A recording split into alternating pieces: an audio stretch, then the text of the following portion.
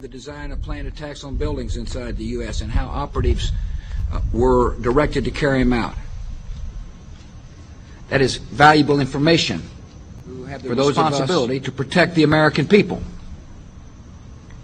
He told us the operatives had been instructed to ensure that the explosives went off at a point that was high enough to prevent people trapped above from escaping. He gave us information that helped uncover Al-Qaeda cells' efforts to obtain biological weapons. This is Building 7, a 47-story skyscraper that fell on the afternoon of September 11th. The government says that fire brought it down. However, 1,500 architects and engineers concluded it was a controlled demolition. Over 6,000 of my fellow service members have given their lives. And thousands of my fellow first responders are dying. I'm not a conspiracy theorist. I'm a structural engineer. I'm a New York City correction officer. I'm an Air Force pilot. I'm a father who lost his son. We're Americans, and we deserve... I lost my husband. My son. My uncle. My nephew. September 11th, 2001. Most people don't know a third tower fell that day. The government says fire brought it down. The collapse of World Trade Center 7 was primarily due to fires. I, along with 1,400 other architects and engineers, have found the government's conclusion to be physically impossible. Impossible. We need the truth about what happened that day. Go to rememberbuilding7.org. Why it fell, why it matters, and what you can do.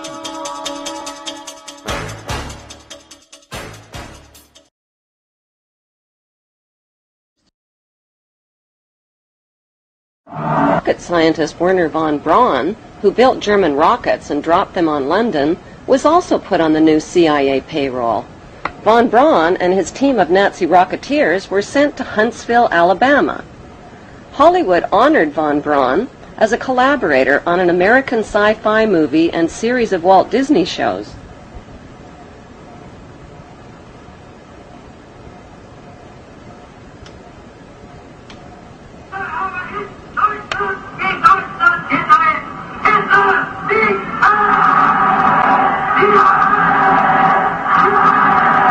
Let's take you back to 1958, 59, and I'm suddenly required to work with a Nazi. I grew up in World War II. Now, you couldn't expect me to suddenly have a great love for somebody that came out of Petermundy and was firing rockets at the people in England and blowing them up.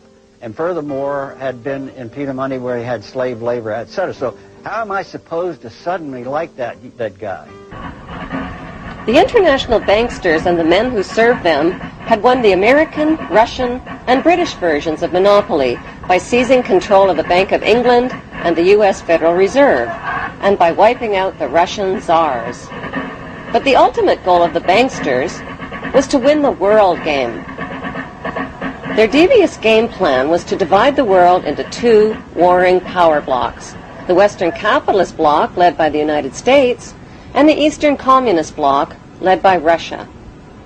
Their next move was to transfer atomic weapons secrets to their Russian Communist Bloc through Victor Rothschild, who was the ringleader in Britain's biggest communist spy scandal, and through J. Robert Oppenheimer, the Manhattan Project's leading atomic scientist.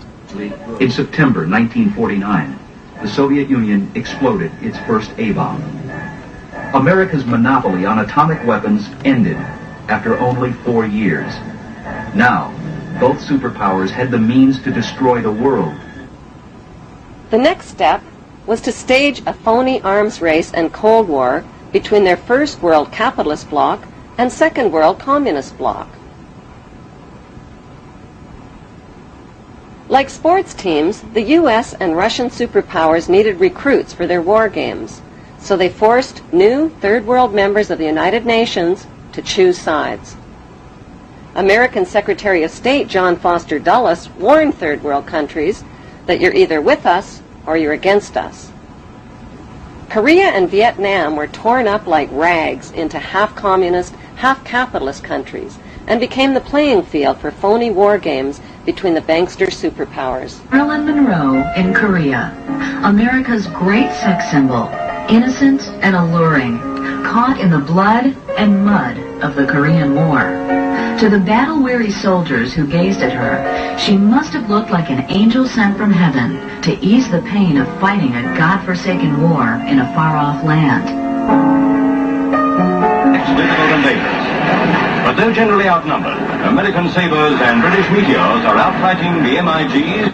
The lives of 4 million Korean civilians and 33,000 American soldiers were sacrificed in the 1950 Korean War, bringing the banksters another step closer to world domination. Like Korea, Vietnam was split into North and South Vietnam and became their next target.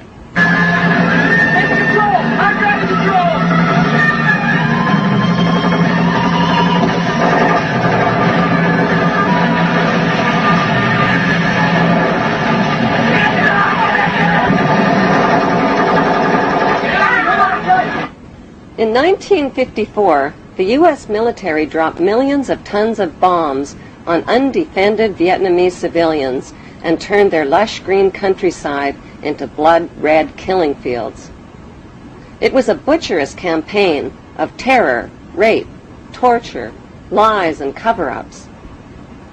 The U.S. military, who had already tested 2 radioactive atomic weapons of mass destruction on the people of Japan, decided to test their chemical weapons of mass destruction on the people of Vietnam.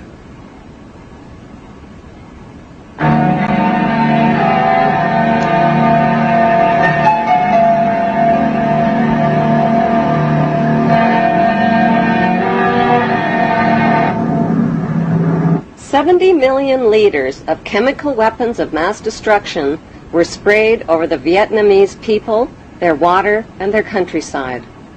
The most lethal was Agent Orange, which defoliated, killed, and contaminated everything in its path like a radioactive atomic bomb.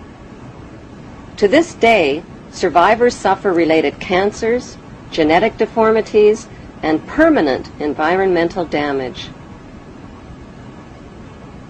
Many U.S. servicemen publicly confessed to their crimes and suffered haunting flashbacks.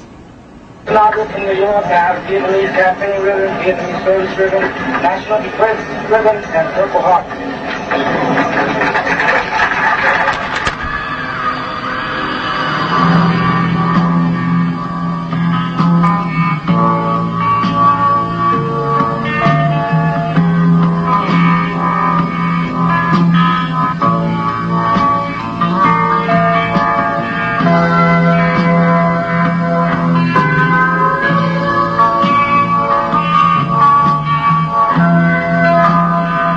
In spite of massive U.S. war protests, President Nixon increased America's military presence in Vietnam to 500,000 soldiers by 1969.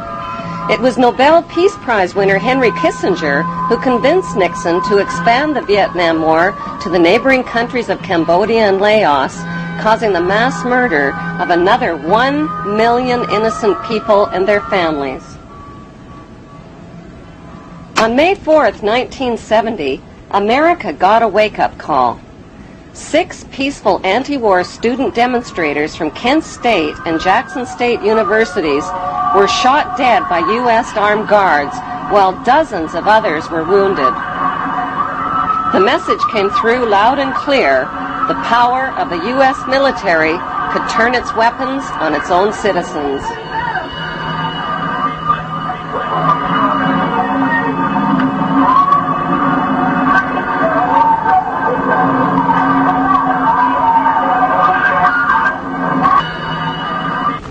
In 1947, the United States played host to an international conference at Bretton Woods to put an end to world poverty and starvation caused by World War II.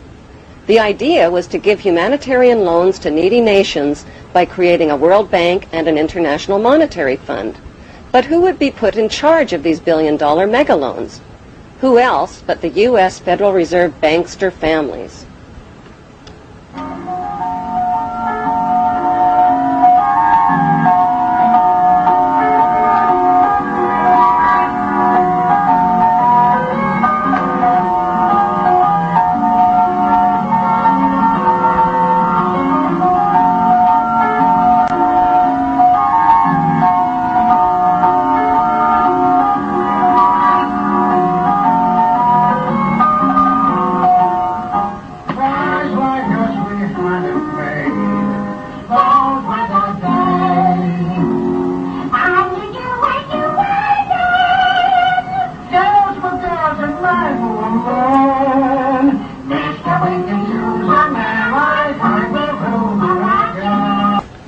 Putting the U.S. Federal Reserve banksters in charge of humanitarian loans is like putting pedophiles in charge of daycare centers.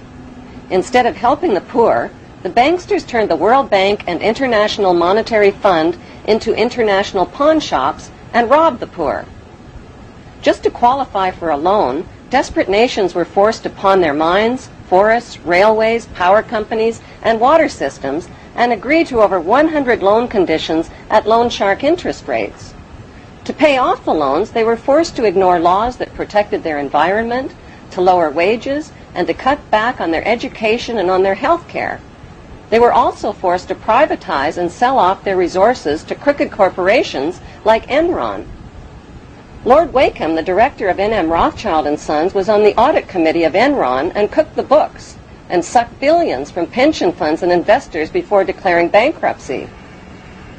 When poor nations were unable to pay their loans, they were given new loans to pay off the old loans.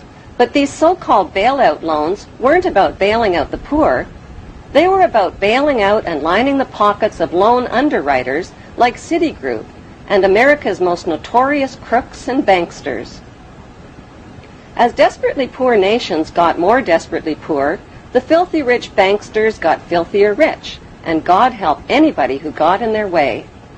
Davison Buttu, senior economist for the International Monetary Fund, resigned to, quote, wash my hands of the blood of millions of poor and starving people. When President John F. Kennedy tried to take back America by reviving U.S. government-printed money, his head was blown off in a Dallas motorcade.